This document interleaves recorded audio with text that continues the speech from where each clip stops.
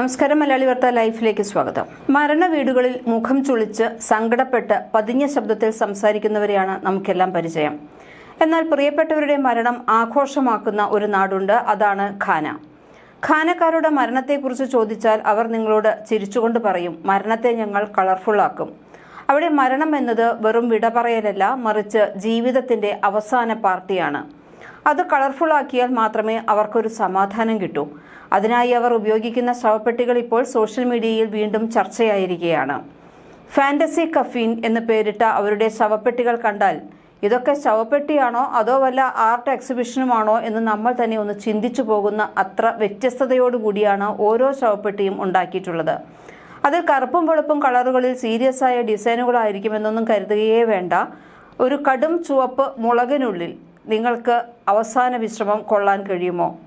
അല്ലെങ്കിൽ ഒന്ന് ആലോചിച്ച് നോക്കൂ, ഒരു പൈനാപ്പിളിനുള്ളിൽ നമ്മളുടെ അന്ത്യവിശ്രമം ഒരു പൈനാപ്പിളിനുള്ളിലാണെന്ന് തോന്നിയാലോ, അല്ലെങ്കിൽ വലിപ്പം കൂടിയ ഒരു മൊബൈൽ ഫോണിനുള്ളിൽ. ഇങ്ങനെയുള്ള വ്യത്യസ്തത ആയിട്ടുള്ള ശവപ്പെട്ടികളാണ് ഉള്ളത്. നമ്മൾ നിത്യനിദ്രയിലേക്ക് പ്രവേശിക്കുമ്പോൾ ഉള്ള ശവപ്പെട്ടികൾ നമ്മൾ ഇതുവരെ കണ്ടിട്ടുള്ളതോ അല്ലെങ്കിൽ നമ്മൾ മനസ്സിലാക്കിയിട്ടുള്ളതോ ആയ യാതൊന്നും തന്നെ ആയിരിക്കില്ല. ചിലപ്പോൾ അതൊരു മൊബൈൽ ഫോൺ ആണെന്ന് തോന്നാം, അല്ലെങ്കിൽ ചിലപ്പോൾ അതൊരു മത്സ്യമാകാം, അല്ലെങ്കിൽ ഒരു പൈനാപ്പിൾ ആകാം, അതല്ലെങ്കിൽ മറ്റെന്തെങ്കിലും പേനയോ അങ്ങനെയുള്ള ഇപ്പോൾ ഒരു സാഹിത്യകാരനാണ് മരിച്ചത് എന്നുണ്ടെങ്കിൽ പേനയുടെ രൂപത്തിലായിരിക്കും ആ ശവപ്പെട്ടി ഉണ്ടായിരിക്കുക. ഇങ്ങനെ വളരെ വ്യത്യസ്തമായ ശവപ്പെട്ടികളാണ് ഇവിടെ ഉണ്ടായിരിക്കുക. അതിനെ തദ്ദേശീയമായി അബേബു അഡെക്കെ എന്നാണ് പറയുന്നത്. പഴഞ്ചൊല്ല് പെട്ടികൾ എന്നാണ് ഇതിനെ പറയപ്പെടുന്നത്. ഫാന്റസി ശവപ്പെട്ടികൾ തടിയിൽ നിർമ്മിച്ചതായിരിക്കും, ദീർഘചതുരാകൃതിയിലുള്ളതുമായിരിക്കും. ഇത് മാത്രമാണ് നമ്മൾ കണ്ട് പരിചയിച്ച ശവപ്പെട്ടിയുടെ ആകെയുള്ള സാമ്യം. ബാക്കിയെല്ലാം തന്നെ വ്യത്യസ്തമായിരിക്കും. വ്യത്യസ്തം എന്ന് പറഞ്ഞാൽ മീനിന്റെ രൂപം, പൈനാപ്പിളിന്റെ രൂപം, വിമാനം പോലെ ഉള്ള പറക്കുന്ന രീതിയിലുള്ള ഒരു ശവപ്പെട്ടി ആയിരിക്കാം, അല്ലെങ്കിൽ മരിച്ച വ്യക്തിയുടെ ജോലി എന്താണോ. ഇപ്പോൾ അയാളൊരു ടാക്സി ഡ്രൈവർ ആണെന്നുണ്ടെങ്കിൽ ടാക്സിയുടെ രൂപത്തിലുള്ള ശവപ്പെട്ടി ആയിരിക്കും, ബസ് ഡ്രൈവർ ആണെങ്കിൽ ബസ്സിന്റെ രൂപത്തിലുള്ള ശവപ്പെട്ടി ആയിരിക്കും. ഇതെല്ലാം തന്നെ വളരെ കളർഫുള്ളുമായിരിക്കും. എന്ത് ജോലിയാണോ മരണപ്പെട്ടയാൾ ചെയ്യുന്നത്, മരണപ്പെട്ടയാളുടെ പ്രധാന വിനോദം എന്താണോ അല്ലെങ്കിൽ ഇഷ്ടം എന്താണോ, ഇതുമായെല്ലാം ബന്ധപ്പെടുത്തിയിട്ടുള്ള ശവപ്പെട്ടികളാണ് നിർമ്മിച്ചു കൊടുക്കുന്നത്. അതുപോലെ തന്നെ ജേർണലിസ്റ്റ് ആണെങ്കിൽ അതൊരു പക്ഷേ ശവപ്പെട്ടി ഒരു പക്ഷേ ക്യാമറയുടെ രൂപത്തിലായിരിക്കും. ബിസിനസ്സുകാരനാണെങ്കിൽ അതൊരു മേഴ്സിഡസ് കാറിന്റെ രൂപത്തിലായിരിക്കും. അതുപോലെ തന്നെ നിലവിലെ ഏറ്റവും വലിയ ട്രെൻഡാണ് ഷൂ.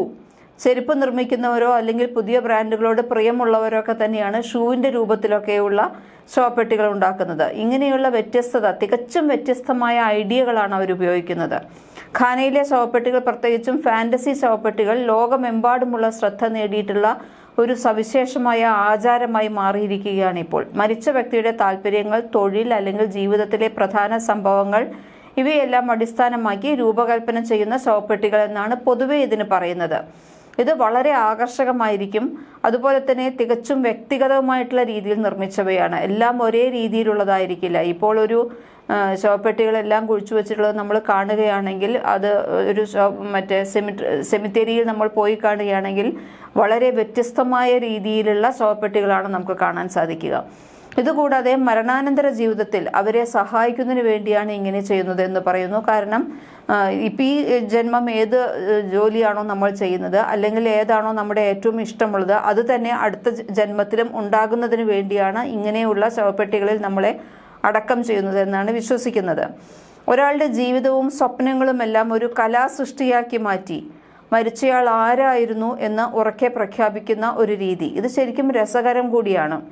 അതുകൊണ്ട് ഒരു കാര്യം ഉറപ്പാണ്, ഘാനയുടെ ഫാന്റസി കഫീനുകൾ വെറും സംസ്കാരത്തിന്റെ ഭാഗമല്ല, മരണം എന്നത് അത്ര സീരിയസ് ആയി കാണേണ്ട ഒന്നല്ല എന്നും അതിനെ കളറും ക്രിയേറ്റിവിറ്റിയും തമാശയും ചേർത്ത് ആഘോഷിക്കാമെന്നും ഈ കലാരൂപം ലോകത്തിന് കാണിച്ചു തരികയാണ് ചെയ്യുന്നത്. അവിടെയെല്ലാം വളരെ കളർഫുള്ളായ ആഘോഷമായിട്ടാണ് ഈ മരണത്തിനെ അവർ കാണുന്നത്.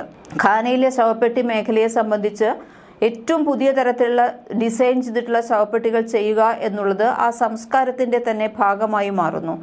ഏറ്റവും നല്ല ഡിസൈനുള്ള ശവപ്പെട്ടികൾ ആണ് ഓരോരുത്തരും ആഗ്രഹിക്കുന്നത്. ജീവിച്ചിരിക്കുമ്പോൾ ആഗ്രഹിക്കുന്നത് നമ്മൾ മരിച്ചു പോകുമ്പോൾ ഏറ്റവും നല്ല ഭംഗിയുള്ള, ഏറ്റവും പുതിയതായിട്ടുള്ളൊരു ഐഡിയയിലുള്ള ശവപ്പെട്ടിയിലാണ് നമ്മളെ അടക്കം ചെയ്യേണ്ടത് എന്നാണ്. ഘാനയിലെ ഗാ സമുദായത്തെ സംബന്ധിച്ച് ശവസംസ്കാരം എന്നത് ഒരുപാട് പ്രോസസ്സുകൾ നിറഞ്ഞൊരു ചടങ്ങാണ്. അതിനാൽ തന്നെ അവയിൽ ഓരോന്നിനും അതിൻ്റെതായ പ്രാധാന്യവുമുണ്ട്. അതിലൊന്നാണ് ഈ ശവപ്പെട്ടിയുടെ മാറി വരുന്ന രൂപങ്ങൾ. ഈ കുടുംബങ്ങൾ മരണാനന്തര ജീവിതത്തിൽ വിശ്വസിക്കുന്നുണ്ട്. അതുകൊണ്ടാണ് പലപ്പോഴും മരണപ്പെട്ടയാൾ എന്ത് ജോലിയാണോ ചെയ്തിരുന്നത് അതുമായി ബന്ധപ്പെട്ട ശവപ്പെട്ടികൾ ഉണ്ടാക്കുന്നത്.